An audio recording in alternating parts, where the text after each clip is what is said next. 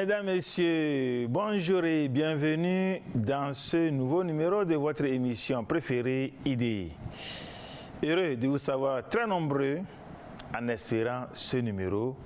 Aujourd'hui, nous allons parler du cyberespace. Le cyberespace, c'est quoi? Comment est-il né? Comment fonctionne-t-il? Quels sont les avantages de ce cyberespace pour nous, les populations, pour nous, utilisateurs? Pour répondre à toutes ces différentes interrogations, j'ai un expert à côté de moi. Il s'appelle M. Utoko Eli, Kofi Gabriel Eli. Il est expert informaticien et cybercriminalité. Bonjour M. Utoko. Bonjour M. Kondo. Merci d'avoir accepté notre invitation. Je vous remercie aussi de l'opportunité que vous m'offrez. Merci beaucoup. Je disais tantôt que nous allons parler du cyberespace. En tant qu'expert en informatique, est-ce que vous vous sentez à l'aise pour qu'on puisse parler de ce thème? Parfaitement à l'aise. Voilà. C'est mon domaine. Le cyberespace, la cybercriminalité, cybersécurité, c'est tellement à la vogue aujourd'hui. Et comme c'est mon domaine, j'ai suivi la formation nécessaire, je pratique.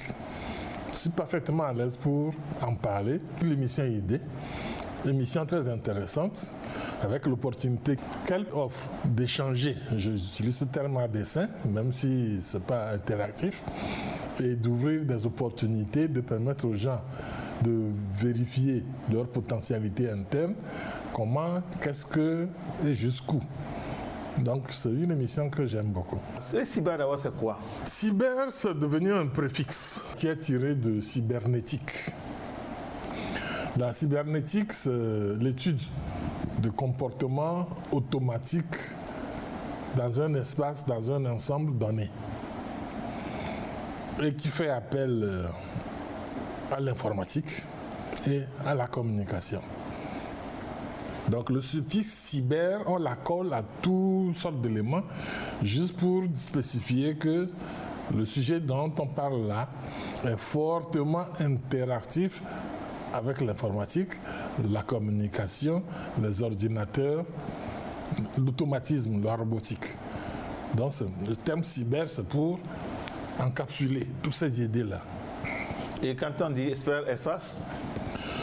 Cyberespace, c'est plutôt un concept, l'environnement, dans lequel interagit tout un ensemble de systèmes, d'appareils, d'ordinateurs interconnectés et agissant pour un but donné. Donc, il y a les machines, les ordinateurs et la téléphonie, il y a la communication, il y a le traitement des informations, la masse des informations qu'on utilise, les programmes pour piloter tout ça, et aussi, parfois, on intègre les hommes. Donc, c'est tout cet ensemble-là qui forme ce qu'on appelle le monde, le cyberespace. Et comment est-il né, ce monde cyberespace? Tout simplement pour tenter de faciliter la vie à l'homme. Au début, c'était les petits robots, comme les métiers à tisser automatiques, les sonneurs de cloches qui donnent l'heure automatique, sont de ce genre de petits robots-là. Donc déjà, ils soulageaient une partie des tâches fastidieuses que l'homme accomplissait. Puis ensuite, on a pensé, si on enchaînait les tâches, donc ce robot peut faire ceci, ce robot peut tisser, celui-là peut découper, celui-là peut coudre. Donc, je l'ai fait communiquer pour avoir un tailleur virtuel. Donc, ça devient maintenant un système, un ensemble. Et pour faciliter la tâche, si jamais ça marche, et on s'assure que ça marche après plusieurs essais, bon voilà, je viens de créer un cyberespace pour ce cas-là, ce métier-là. Donc, il a fait intervenir les machines. Dans ce cas, ce sont les robots. Ce que j'appelle le logiciel, le programme, ce sont des instructions. Ça peut être des programmes informatiques, électroniques, ou bien comme on l'utilisait au début, les cartes perforées, les bandes perforées. L'essentiel, c'est que ça serve à transporter l'information. Puis aussi maintenant, la communication entre les deux systèmes et l'homme qui utilise cet ensemble-là et qui interprète l'ensemble d'informations issues de ce nouveau monde qu'il vient de créer là. Donc c'est pour faciliter la vie à l'homme. Et quelles sont les potentialités qu'il faut disposer avant de pouvoir naviguer facilement dans cet espace-là? Ça dépend du niveau de maîtrise que la personne veut avoir. L'homme achète, par exemple pour la nouvelle année, on me fait un cadeau de Noël, un ordinateur de jeu que vous offrez à votre enfant. Ce dont il a besoin de savoir, pour l'allumer, vous faites ceci. Pour jouer au solitaire, vous faites ça. Vous lui montrez les bases. L'enfant l'utilise. Il est dans le monde. Bon, maintenant, il arrive au niveau du lycée ou de l'université où on lui demande de faire des recherches. Donc la connaissance qu'il doit posséder sera plus approfondie. Maintenant arrive un moment, lui-même dit ce que je vois là, ça ne me suffit pas, je veux plus. Donc il va maintenant déjà dans le sens de recherche. Et il va commencer à vouloir chercher lui-même. Et sa connaissance doit être encore plus pointue. Donc, de base, il faut savoir utiliser, il faut avoir cette volonté, cette envie d'utiliser le système. Et si vous êtes satisfait de cette étape basique, alors là c'est bon. Mais si vous voulez maîtriser, j'en reviens à naviguer facilement, si vous voulez en venir à ce stade, mais il faudra y consacrer le temps et l'argent. Et ça, il faut apprendre. Et apprendre avec les outils adéquats. Et plus les outils sont efficaces, plus ils coûtent cher. Oui. Donc les acteurs du cyberespace, comment vous pouvez les catégoriser? C'est ceux qui ont fait des études spécialement pour cet espace ou bien tous ceux qui s'y intéressent? Fondamentalement, c'est tous ceux qui s'y intéressent. Parce que ce qui s'y passe affecte tout un chacun, qu'il en soit conscient ou non. Je prends encore l'exemple de la téléphonie. Quand je lance ma communication, celui qui reçoit l'appel à l'autre bout, tout ce que je viens de décrire, il n'est pas censé savoir que c'est comme ça se passe. Mais il l'utilise. Donc il impacte et il est impacté par le cyberespace. Donc, quel que soit votre niveau de connaissance de ce monde-là, et quel que soit le niveau d'utilisation que vous en faites, vous êtes dedans. Il y a le débutant et il y a l'expert. Bon, entre les deux, il y a toute une gamme de niveaux de maîtrise qu'il faut avoir, mais vous êtes dedans. Voilà. Bon, le cyberespace, vous pouvez conclure que c'est un monde virtuel. Virtuel, assurément. Mais je dirais que à la lisière, il y a quand même du matériel. Le virtuel, c'est tout ce concept d'utilisation, le côté utilisation de la chose et la manière dont ça marche. Mais ce sont on utilise des matériels pour communiquer. Le téléphone dont je parle, le portable qu'on achète à l'enfant. Et si on prend un système informatique maintenant, les ordinateurs, les modems, modulateurs de modulateurs, les équipements, tout ça c'est matériel. Et il y a tout ce qu'il y a derrière comme information, programme, logiciel et le concept même. Ça c'est virtuel. Donc c'est en même temps les deux. Et qui le contrôle ce monde-là? Très bonne question. C'est l'enjeu actuellement de lutte sévère, très dure, entre ce qu'on appelle les grands 5, les Big Five. Ceux qui sont les maîtres de ce monde-là, du monde informatique. Apple, Microsoft, Google, Amazon ils sont plus qu'un État. Chacun d'entre eux est plus qu'un État. Parce que nous savons depuis longtemps que l'information donne le pouvoir. Qui a l'information a le pouvoir. Et c'est pourquoi, si vous suivez les actualités, surtout au niveau de l'Union européenne et parfois des États-Unis, ils sont toujours en prise avec la justice de ces entités-là. Et on leur inflige des amendes vraiment faramineuses à chaque fois parce que c'est comme si la limite entre leur puissance n'arrive pas à être parfaitement définie par rapport au domaine de l'État. Donc ils agissent pour leur intérêt. Parfois, c'est comme s'ils violaient les règles que l'État a établies. Donc si on arrive à les traîner devant les tribunaux, les 5 là dominent ce monde, ce cyberespace. Au niveau des États, tout État, aussi puissant qu'il soit, est amené à collaborer.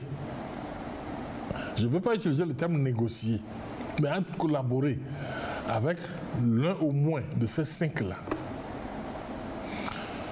Maintenant, pour marquer leur indépendance, le monde russo-chinois, eux aussi, ils ont voulu avoir leurs 5, puisque les 5 là, c'est beaucoup plus du monde occidental.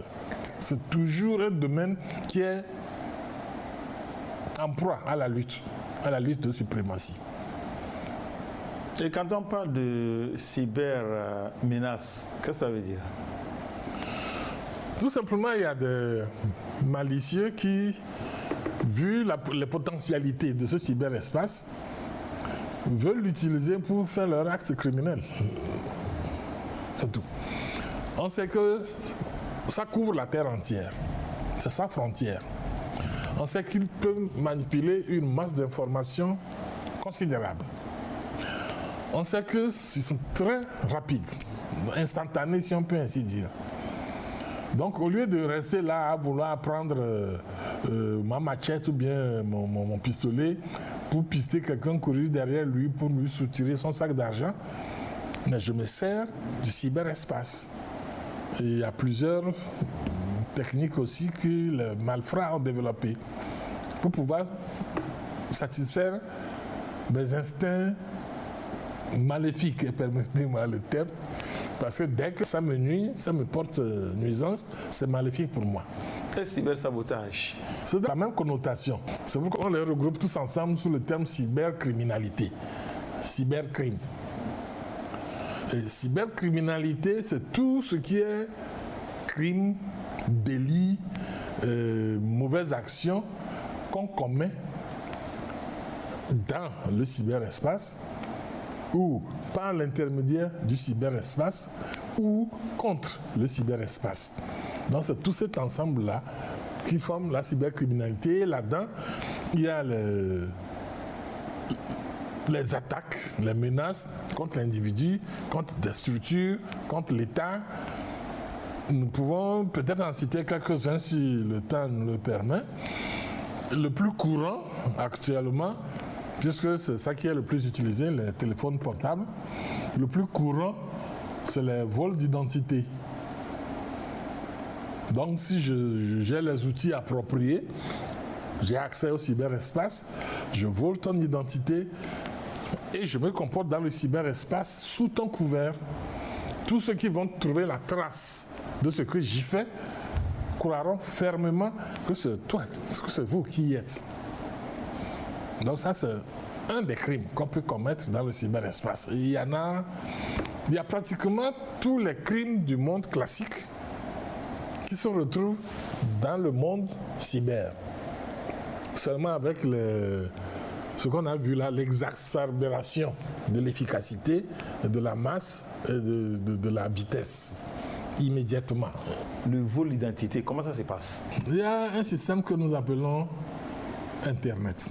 Très bon, très utile, très efficace, je dirais même trop efficace. Il y a du bon, il y a du moins bon. Actuellement, je veux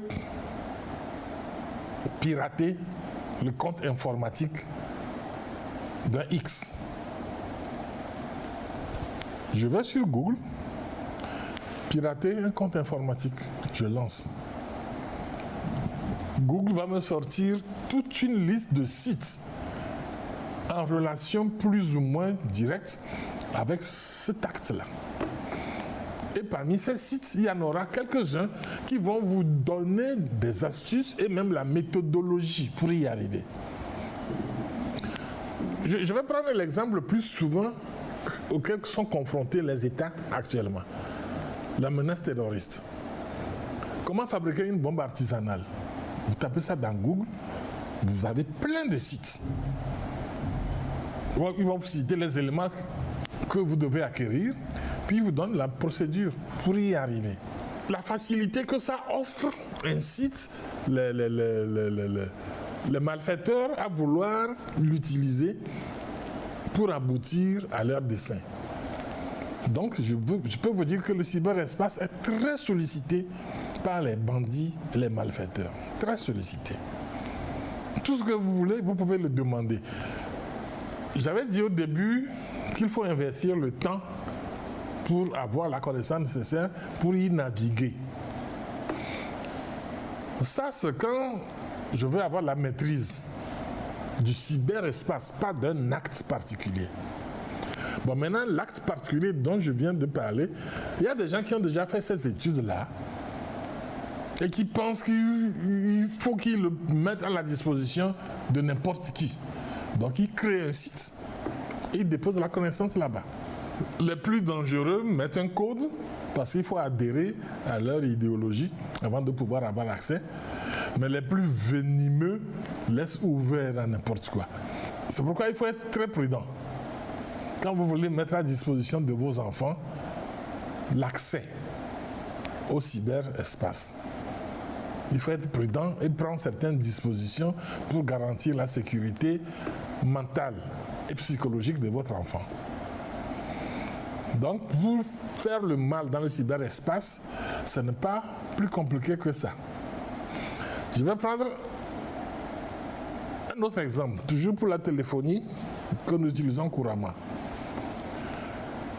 Ce que les adolescents adorent, les selfies, self-photographes. Ils prennent une photo d'eux-mêmes et immédiatement, par les réseaux sociaux, ils l'envoient sur WhatsApp, sur Instagram, sur TikTok. Bon. C'est très utile. Si j'ai un collègue, supposons par exemple Nada Paron, parce qu'il est en mission, bien il fait une recherche, il a besoin d'une information urgente, mais il n'a pas les documents sous la main. Ben, il m'envoie la demande, mais je prends mon appareil, je photographie le document, je manipule, je lui envoie. Et il est soulagé, il va pouvoir faire son travail. Là, c'est le côté positif, bienheureux de la chose. Mais je me rappelle d'un cas. Naïvement, il y a une dame qui a perdu de vue une copine de classe depuis la 4e, je crois. Puis chacun fait sa vie dans le monde, chacune s'est installée. Son business, il y a une qui est coiffeuse, je crois, et une qui a une boutique, mais ils sont mariés avec des enfants. Bon, donc je ne sais pas ce qui a poussé l'une à vouloir envoyer sa photo de nu à sa copine. Peut-être une réminiscence de leur petite blague de lycéen ou de collégienne, je ne sais pas. Bon, l'autre a reçu, et ce qu'ils peuvent dire pour se taquiner l'une, l'autre, ils en ont parlé, mais elle a oublié ou bien n'a pas pensé à l'effacer de son appareil. Et je ne sais plus, c'est son fils ou bien quelqu'un qui a vu, ne connaît pas la fille, mais lui, il l'a envoyé à son contact. Il a accès au téléphone de la dame. Comment? Ça, c'est une autre chose. Puis il envoie la photo à une connaissance. La connaissance trouve ça suffisamment drôle pour mettre ça dans leur site, comment dire, dans leur réseau. Et jusqu'au jour où quelqu'un, croyant reconnaître l'épouse de son collègue, mais écoute, vois cette photo-là, est-ce que, je ne sais pas, tu penses que ta femme aurait pu faire ça? Et voilà, justement, c'est le mari. Bon, vous imaginez le drame à la maison. Je ne vous dis pas, mais il a fallu que les familles, quand je dis famille, c'est pas papa, maman, la famille africaine s'asseye des deux côtés pour régler ce problème-là. Et ça a pris du temps, parce que les rancœurs étaient grandes. Or, c'est en toute naïveté, en toute innocence, que celle-là, ben, elle a un moyen de donner une photo à sa copine, elle l'a envoyée. Bon, ça, elle n'a pas su contrôler, la récipiendaire n'a pas su contrôler son appareil, et c'est tombé entre de mauvaises mains. Et ça a failli amener un drame. Des cas comme ça, il y en a presque tous les jours. Oui, ceci étant, tous ceux qui utilisent tous ces petits appareils, je prends nos appareils de télécommunication, nos portables, cela veut dire que nous sommes tous sous menace. Absolument. Et en permanence. Là, je viens juste de parler de quelqu'un qui a un accès physique à votre appareil. Et là, vous ne pouvez pas savoir, hein, ça c'est une astuce que les gens utilisent, dont je vais parler en même temps. Excusez-moi, M. Condor, je peux avoir votre téléphone? Non, je ne passe jamais mon téléphone. Mais je viens de recevoir un appel, il paraît que ma maman est gravement malade, elle est à l'hôpital, il faut que j'envoie de l'argent, mais mon appareil, je dois le mettre en charge, je n'arrive pas. Excuse-moi, pardon, s'il te plaît, blablabla. Bla, bla. C'est un vieux collègue, une amie, une connaissance, je ne sais pas. Le cas, c'est un cas social qui émeut, qui fait appel au sentiment. Bon, il faut bien aider le camarade. Tu lui donnes ton téléphone. Quelques secondes après, il vous rend le téléphone. Merci, grand merci, grand merci. Ne vous étonnez pas si quelques jours après, il y a la sûreté qui débarque chez vous et qui vous embarque pour interrogation. Voilà, vous dites, ne vous étonnez pas si quelques jours après, il y a la sûreté qui débarque chez vous pour vous embarquer pour un interrogatoire. Pourquoi? Parce que la maman malade là, il n'y a pas de maman jusqu'à ce qu'elle soit malade.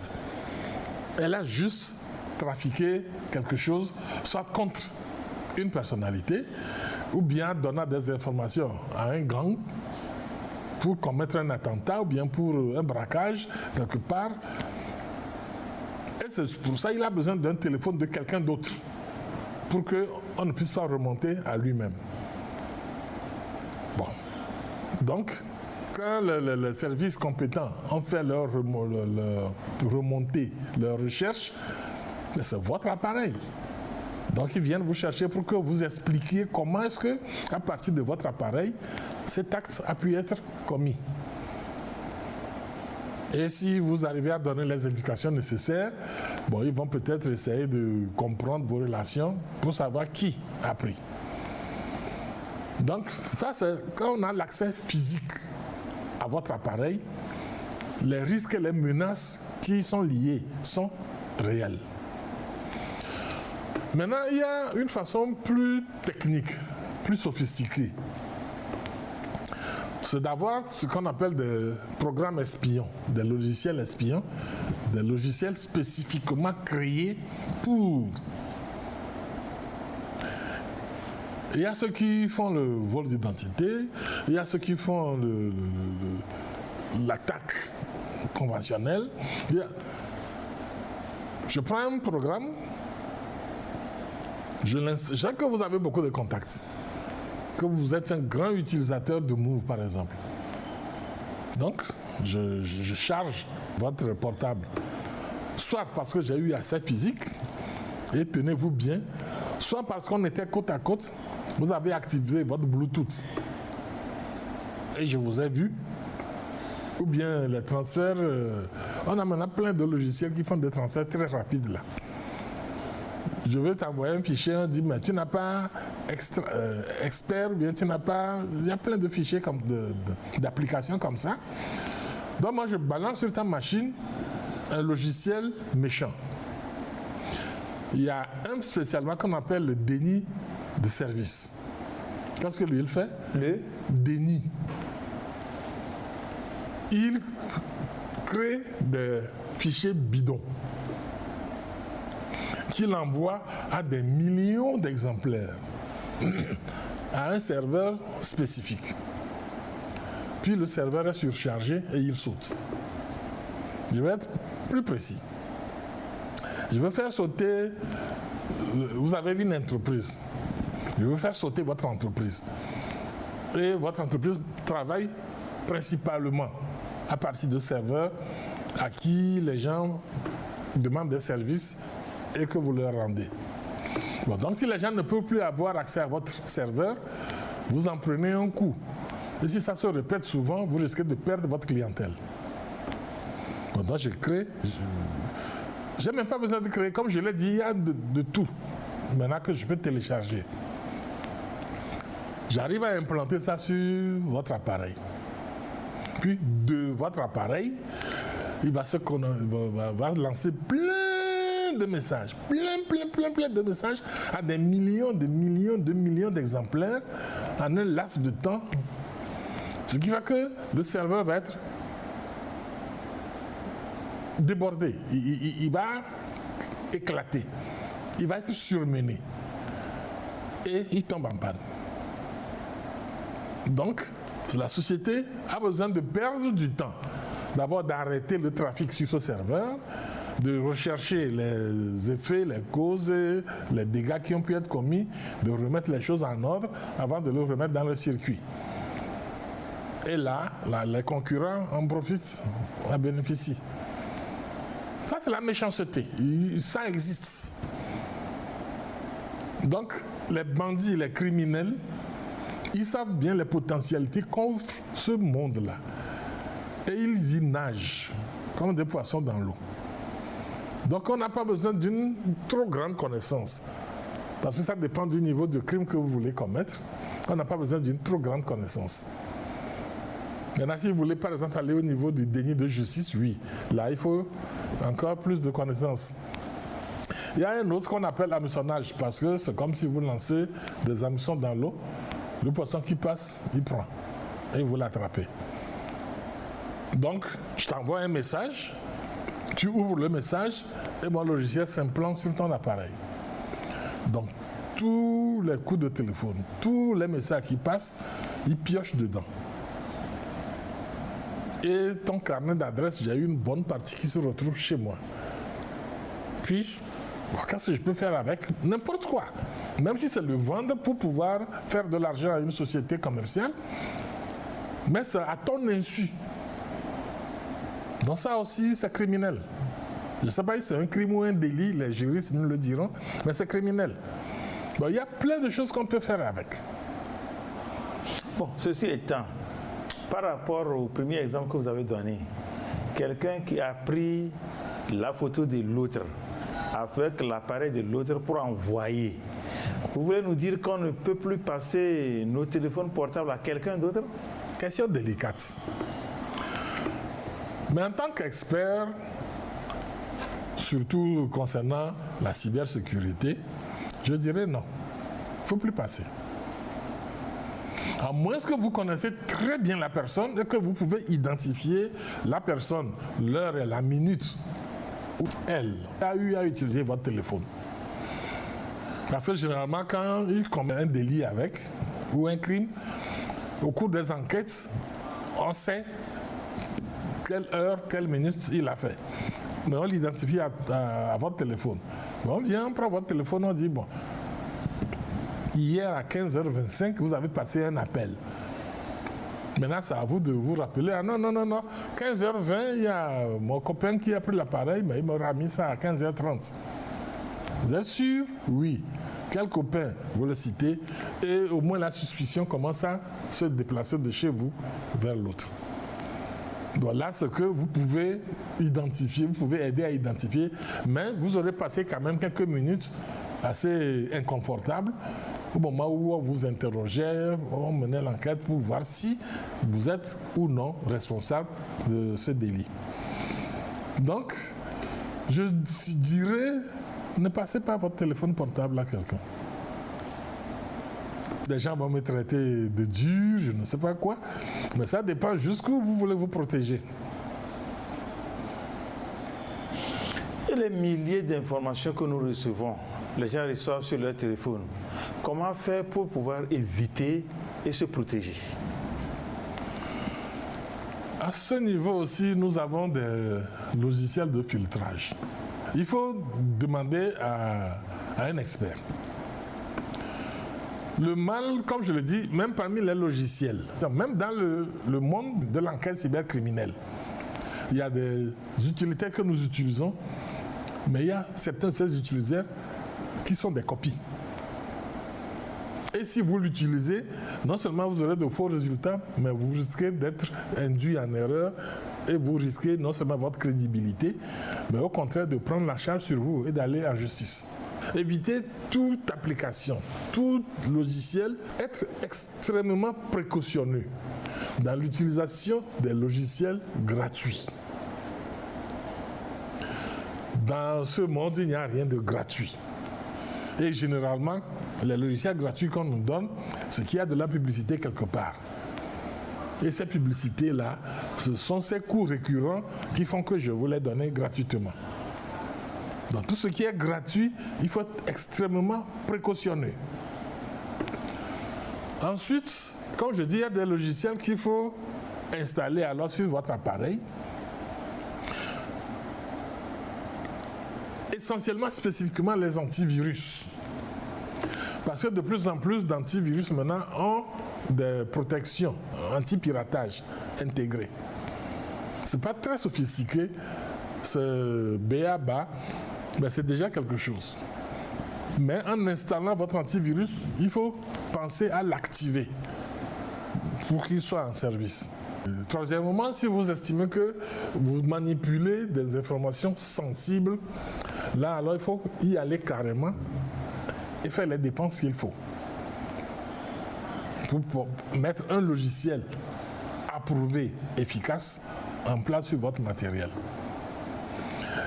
La meilleure des choses, évitez que votre matériel puisse aller physiquement entre les mains de quelqu'un. Mais comme on vient de le dire, parfois la personne n'a pas besoin d'avoir votre appareil en main. Il a votre numéro de téléphone, votre adresse email et il vous envoie des informations. Vous ouvrez, c'est fini pour vous. Le verre est dans le fruit et ce pourquoi il a fabriqué ce verre-là va commencer à accomplir son œuvre. En tant que spécialiste en la matière, comment les commandes mortels peuvent se parer contre la cybercriminalité en général? D'abord, en étant sensible au fait que ça existe. Bon. Maintenant, si on est conscient que ce monde et les malfaiteurs qui y travaillent existent, prendre sur soi d'accepter un certain nombre de contraintes qui seront les dispositions à prendre pour limiter, diminuer les risques. Bon. L'exemple que je viens de donner, ne passez pas votre téléphone, c'est pas facile. Hein? Il y a certaines personnes, ne pas lui donner votre téléphone pour l'utiliser, d'abord, ça ne vous viendra pas à l'idée. Et quand ça vous vient à l'idée, vous pensez que ça, c'est un crime, ça. Mais il va falloir alors que vous fassiez violence sur vous-même pour commencer déjà à sécuriser, à ne pas laisser votre appareil dans n'importe quelle main. Bon. Si vous avez cette sensibilisation de base, c'est à vous de savoir quel genre de menace auquel vous êtes le plus sensible. Et par rapport à ça, je parierais, je souhaiterais, je suggérerais que vous vous approchiez déjà d'un spécialiste pour vous guider et vous conseiller. Non seulement dans le choix de type de programmes de protection, mais aussi dans quel programme de protection. Comme je le dis, il y a des fausses, il y a des piratés qui circulent, qui sont plus dangereuses même que le programme malveillant que tu veux combattre. Donc, à ce niveau, il vaut mieux vous rapprocher d'un spécialiste, de quelqu'un qui sait pour vous conseiller. Ce n'est pas évident que les fournisseurs d'accès sont débordés pour offrir ce genre de services. C'est pourquoi il y a des petites structures qui se mettent en place. Mais alors, assurez-vous quand même que cette structure est agréée, identifiée, pour que quand vous avez un problème, on n'aille pas trouver porte close. Il doit faire 3 jours que les gens là ne sont plus là. Être prudent pour ce qui est gratuit, être précautionneux pour ce qui est de laisser son matériel entre les mains de n'importe qui, puis être prêt à faire le sacrifice nécessaire correspondant au degré de protection que vous voulez. Quels sont les degrés de protection? Les bandits ont toujours un pas d'avance. Sinon, on ne dirait pas qu'on les poursuit. Et ça, je sais que ce n'est pas spécifique au monde cyber. Que même la gendarmerie vous le dirait, quand le bandit commet ce qu'il a un pas en avance, il faut maintenant que le gendarme se débrouille pour le pister. Donc quand on poursuit quelqu'un, cela veut dire que la personne est devant. Et c'est ça qui rend déjà un peu compliqué le travail des enquêteurs, des poursuivants. Bon. Les degrés, il va du B à bas, comme je dis. Utiliser ton téléphone pour envoyer une image porno à un collègue ou à votre patron ou à votre épouse. Bon, ça là, il suffit d'une bonne explication, de quelques séances de bouderie et au bout d'une semaine, généralement, ça peut se régler. C'est pourquoi j'ai pris ça comme le plus faible. Jusqu'au plus sophistiqué où on utilise votre appareil sans que vous le sachiez. Je vais ouvrir encore une autre parenthèse, ça c'est spécifique aux ordinateurs. Les ordinateurs que nous avons, nous utilisons à peine 20% de ces potentialités. À peine. Ne serait-ce qu'à cause des disques durs et des claviers qu'il y a autour, leur vitesse n'atteint pas la vitesse de traitement du disque dur et de la mémoire centrale. À une certaine époque, on n'en parle plus. Je ne sais pas si c'est abandonné ou bien si c'est passé maintenant dans l'autre monde. Il y a des agréments. On te demande, est-ce qu'on peut utiliser ton ordinateur? Si tu dis oui, ils ont des programmes spécifiques qui interrogent ton ordinateur régulièrement. Dès que c'est inutilisé, ils utilisent les ressources de ton ordinateur pour faire leur traitement. Et dès que tu commences à l'utiliser encore, paf, ils stoppent, ils sauvegardent leurs éléments et ils vont chercher notre ordinateur. Donc des centaines, des milliers d'ordinateurs à travers le monde qui servent de traitement de données à des sociétés et leurs propriétaires ne savent pas. Si la personne qui a cette maîtrise-là veut venir quelque chose qui, dans votre pays, sait que c'est un délai de haute trahison, bien qui entraîne la plus haute condamnation possible, il le fait sur votre ordinateur. Il le fait fuiter dans le cyberespace. Et les enquêteurs faisant leur travail vont essayer de rechercher, vont arriver à votre ordinateur. Et comme je l'ai dit, ce serait à vous d'avoir les arguments nécessaires pour pouvoir vous en sortir. Sinon, vous serez condamné à sa place. Comment alors se protéger contre la cybercriminalité? C'est une très bonne question et une question compliquée à la fois. Le type d'attaque, il faudrait d'abord que l'individu soit sensibilisé, accepte d'être sensibilisé aux risques liés à ce cyberespace. Parce que jusqu'à présent, il y a beaucoup de gens qui minimisent les risques liés à l'utilisation des portables. Ils n'y croient pas.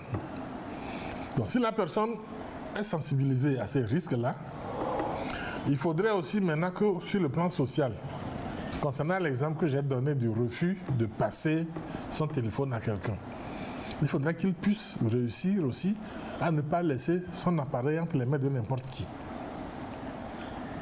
Bon. Ça, c'est le b.a.-ba, le début, la base, ça. Ensuite, l'étape légèrement supérieure, c'est les messages reçus. Ne pas systématiquement ouvrir un message qu'on reçoit, même si le nom qu'il envoie, vous êtes très connu. Je donne un exemple qui m'est arrivé personnellement, quand j'étais encore en service. Mon collègue qui est chargé de formation est dans le bureau à côté. Donc il y a juste un bureau qui nous séparait. Au beau milieu de mon travail, titing, je vois, c'est un message de sa part. Non, il est en mission au Libéria et les bandits l'ont attaqué, il est coincé. Ils lui ont tout pris. Il a besoin de $1000 d'urgence pour pouvoir au moins payer son hôtel pour pouvoir rentrer. Il ne pourra même pas continuer la mission parce que... Mais j'ai vu la personne le matin même, puisqu'elle est arrivée au boulot. Donc je prends mon téléphone et collègue, si... Ah, moi je n'ai rien envoyé, mais je te l'envoie. Donc j'ai fait transfert, je l'ai envoyé, il n'a rien bon coup. Puis il est venu et tous dit on n'a rien bon coup. Donc quelqu'un qui, d'une manière ou d'une autre, a obtenu son adresse email professionnelle. L'adresse email qu'on utilise dans le service. C'est ça qu'il a obtenu. Et qui a probablement dans la même base, il a vu que lui et moi on est dans le même service. Donc il a voulu jouer l'un contre l'autre. Si je ne l'avais pas vu, ou bien si réellement il était en déplacement, peut-être simplement en congé, je ne sais pas. Je cherche, je ne le trouve pas. Ça fait 3 jours, je ne l'ai pas vu. Je peux peut-être paniquer, dire à mon collègue, là, il a besoin d'un coup de main. Je lui envoie les $1000. Et l'arnaqueur, le bandit, lui, il aura ces $1000 pour rien. Donc, ce n'est pas tout message qu'il faut ouvrir. Deuxième exemple, c'est l'exemple des virus et des programmes malveillants. Essentiellement, sur les téléphones, c'est les gains. Vous avez gagné 100 000 francs, ou bien vous avez été tiré au loto-visa, ou bien les détails sont dans le fichier attaché. Ben vous êtes excité, vous cliquez, et le fichier déverse dans votre téléphone plein de logiciels malveillants. Et vous êtes foutu. Donc tout ce qui vous paraît un peu trop facile, ou bien l'expéditeur n'est pas clair, n'ouvrez pas. Effacez, tout simplement. Faites-le disparaître de votre téléphone. Donc ça, c'est à un niveau un peu plus élevé, jusqu'au niveau où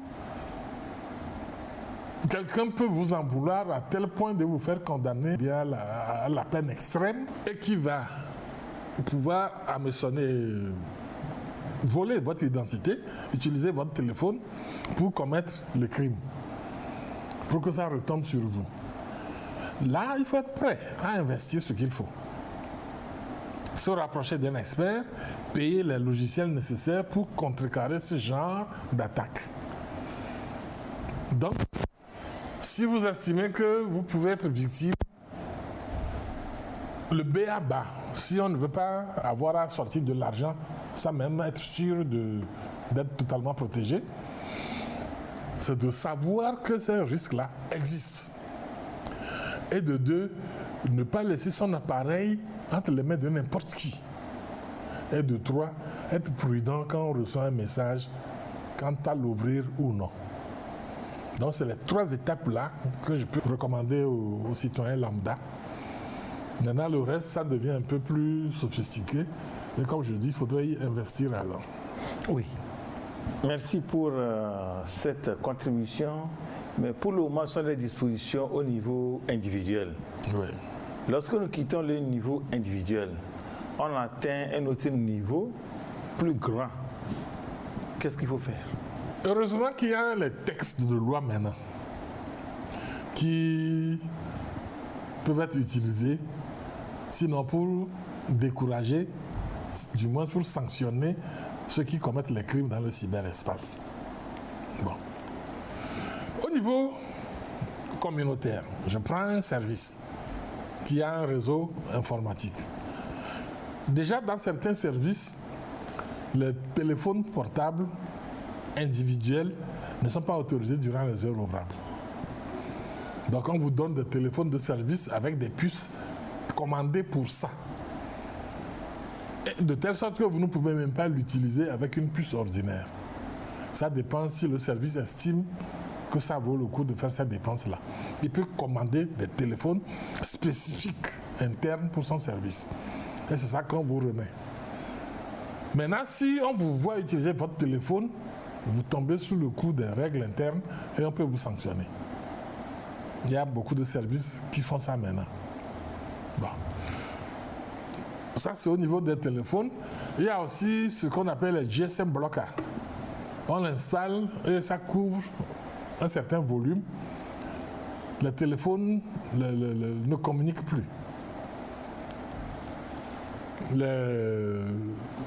Les ondes des pylônes cellulaires n'atteignent plus votre téléphone portable. Donc vous ne pouvez ni émettre ni recevoir. Bon, il y a ce système-là aussi que la structure, la société peut mettre en place. Maintenant, si je rentre dans le monde des ordinateurs, des serveurs, il y a plein d'antivirus. Et comme je le dis, de ces antivirus avec anti-piratage intégré. Ça, c'est un niveau. Puis il y a maintenant le niveau sécurité informatique même, avec des logiciels spécifiquement créés pour ça. Quand quelqu'un essaie d'accéder au serveur, il faut qu'il ait une identification que la société donne quand on vous recrute, un mot de passe dont vous êtes responsable. Si vous ne changez pas régulièrement et que quelqu'un arrive à prendre ça pour commettre un délit, c'est vous qui aurez la sanction. Et la sanction peut aller jusqu'au licenciement. Donc, ça c'est la base que les sociétés mettent en œuvre. On vous donne une identification et un mot de passe. Mot de passe que vous devez changer dès la première utilisation et changer régulièrement. Bon. À partir de ça, votre ordinateur de fonction est codé. Et tout ce qui en sort porte ce code. Donc s'il y a quelque chose qui arrive au niveau de la secrétaire de direction ou bien du comptable, on peut savoir que c'est de votre ordinateur.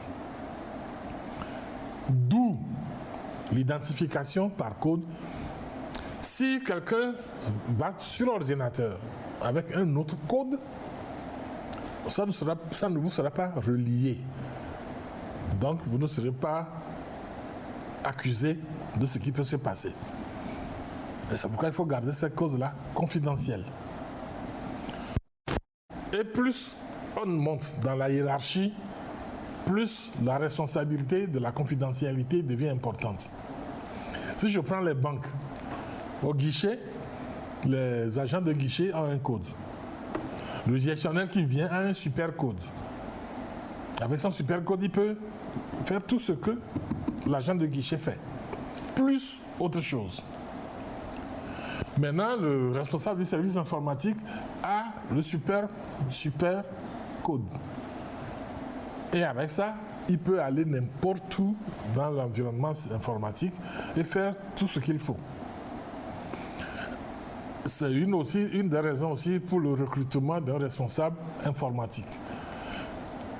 Il y a eu un temps où il y a eu querelle. Faut-il une équipe interne d'informaticiens ou bien faut-il sous-traiter à une société externe? Les avantages et les inconvénients, on en a beaucoup discuté, mais tout le monde n'a pas été convaincu de la même manière. Donc il y a des gens qui continuent toujours à sous-traiter à l'extérieur. Il y a des gens qui continuent toujours à avoir leur propre équipe interne. Donc au niveau de la structure, d'une plus grande structure, voilà ce qu'il faut faire. Maintenant, au niveau supérieur, qui est au niveau de l'État, c'est ce que j'avais commencé à dire, les textes, mettre à jour les textes pour s'attaquer à ces cybercriminels. Puis populariser les textes pour que le petit citoyen du village à côté sache que si quelqu'un me harcèle sur mon portable, voilà quelle procédure je dois suivre pour être protégé. Donc il y a les textes de loi, puis maintenant il y a les modalités de saisine qu'il faudrait pouvoir vulgariser et la disponibilité aussi, parce que si le petit villageois de Sinkassé doit venir jusqu'à Lomé pour porter plainte, ça aussi, dans une certaine décentralisation, je sais que le gouvernement y travaille, c'est pas en un jour que Rome a été construite, mais ça, c'est à un stade plus haut. Donc, la protection est à différents niveaux. Individuel, corporatiste, communautaire et au niveau de la nation. Oui. Est-ce que nos pays sont victimes de cette affaire de cybercriminalité? Oui. Sans embâche, je vous dis oui. Sauf que je ne peux pas vous donner de cas concrets. Par rapport à l'existence de cette cybercriminalité, que pensez-vous? Est-ce que le cyberespace, est-ce que ce monde dans lequel nous sommes est-il plus profitable à nous les Africains ou plus nuisible à nous les Africains? Vous avez l'art de poser les questions pertinentes. Oui, le cyberespace est un outil. Ce qu'il nous faut, c'est apprendre à nous en servir. Si nous apprenons à nous en servir, nous pouvons l'utiliser au même degré, au même niveau que les pays occidentaux, les pays développés. Donc c'est plutôt de ce côté qu'il faudrait diriger nos réflexions. Tel que le monde est parti, nous sommes à peine au début de ce cyber-environnement-là. Nous sommes à peine au début. Si vous voyez les revues spécialisées, vous serez effarés de tout ce qui passe par la tête de nos savants et qui risque d'arriver d'ici les 10 ou 20 prochaines années. Vous serez étonnés et effarés. On ne peut plus se passer de tout cet équipement-là. Je sais qu'il y a des gens qui se disent survivalistes, qui imaginent une fin du monde où tout ce qui est technique, technologique disparaîtrait et qu'il faut recommencer à l'âge de la pierre taillée. Et ils disent qu'ils s'y préparent. Donc ils condamnent tout ce qui est, entre guillemets, moderne. À part ces cas extrêmes-là, nous n'avons plus le choix. Donc, il vaut mieux nous apprendre à nous en bien servir. Je pense que c'est cet appel qu'il faudrait lancer. On nous envoie sur les réseaux sociaux, les fils de Bill Gates n'ont pas d'ordinateur à la maison, l'enfant de Jacques Bezos n'a jamais utilisé un téléphone portable. Bon, d'accord. Probablement qu'ils sont dans des écoles spécialisées ou autres, mais actuellement, ce qu'eux, ils ont comme acquis, c'est-à-dire l'esprit de curiosité, l'esprit de recherche, nous ne l'avons pas encore. C'est maintenant qu'il faut essayer de l'inculquer à nos enfants. Et l'un des outils, j'en fais l'expérience avec mes enfants, l'un des outils, c'est quand ils vous posent une question. Ça, c'est moi, la technique que j'utilise. Quand ils me posent une question, je réponds de façon basique, puis je dis, prends le téléphone de maman, va sur Google, tape ta question, comme tu l'entends. Quand il se noie maintenant dans la liste que Google lui envoie, je dis viens. Et ensemble, on essaie d'identifier les sites qu'il peut lire. Ou alors, pour aller plus rapide, ça c'est un autre outil. Je ne lui fais pas de la publicité, c'est le Wikipédia. Je dis, ouvre Wikipédia, tape ce mot à la recherche. Il tape, et comme c'est un dictionnaire auto-nourri, vous aussi vous pouvez contribuer à l'enrichir. N'importe qui peut contribuer à l'enrichir. Donc c'est systématiquement mis à jour. Il voit dedans, ça mais je n'ai pas compris. Je dis là, oui, je peux t'expliquer. Et j'explique maintenant. Donc il faut qu'ils aient cet esprit de recherche. Chercher, chercher, chercher. Nous ne l'avons pas encore. Quand moi j'ai réfléchi, le meilleur outil qu'on puisse avoir, nous n'avons pas de bibliothèque. Je veux dire papier. Donc ce qu'on a maintenant, c'est le cyberespace. Alors il vaut mieux guider les enfants, leur apprendre à l'utiliser, plutôt que de vouloir copier ces grands qui ont déjà tout et qui n'ont plus besoin de rechercher. Nous, on a besoin de rechercher. Voilà ce que je peux dire spécifiquement concernant. Nous en avons besoin, nous ne pouvons pas nous en passer. Il vaut mieux que nous apprenions à l'utiliser et en tirer le meilleur profit. Et comment l'utiliser pour en tirer le meilleur profit? Déjà, comme je l'ai dit, on a conscience des risques et des bons et des mauvais côtés. Bon. La recherche sur Internet, par exemple, est complexe. Parce qu'en tapant dans la liste, les gens ne se rendent pas compte que c'est complexe. Pour choisir dans la centaine de sites qu'on te donne, le site qui peut répondre réellement à la question posée, tu es peut-être déjà dans le domaine. Ou alors tu es obligé d'aller sur 4, 5, 6, 10 sites pour pouvoir faire maintenant un condensé de ce que tu auras recueilli un peu partout. Donc c'est compliqué. Monsieur Otoko Eli, nous sommes pratiquement arrivés à la fin du temps qui nous a été imparti, mais vous ne pouvez pas nous laisser ainsi. En guise de conclusion, qu'est-ce que vous allez dire à nos chers téléspectateurs avant de nous quitter? Le cyberespace est bien là. Nous y sommes confrontés, que nous le voulions ou non. Comment allons-nous l'utiliser pour notre développement, pour notre bien-être, tant individuel que collectif? La balle est dans notre camp. Et il faut faire très attention parce qu'il y a n'importe quoi dans ce monde-là. Et vous voulez y naviguer, il faut accepter les risques et faire les investissements et les sacrifices nécessaires. Demandez aux experts de vous guider pour le choix des bons logiciels et pour le choix même de l'information à rechercher. Très attention, il y va de notre développement et même de notre sécurité. Merci pour avoir accepté positivement partager ce temps avec nous.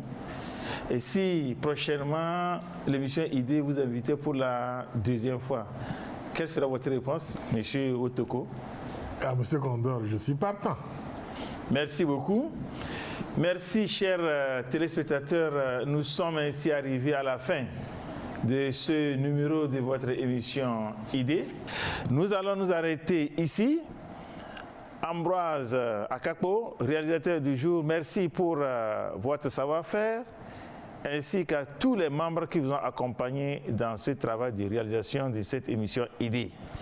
Grâce à votre collaboration, à votre savoir-faire, vous avez pu envoyer son et images à nos chers téléspectateurs qui sont aussi nombreux à suivre ce numéro de ID. Je leur dis, nous allons nous retrouver la prochaine fois avec un nouveau thème.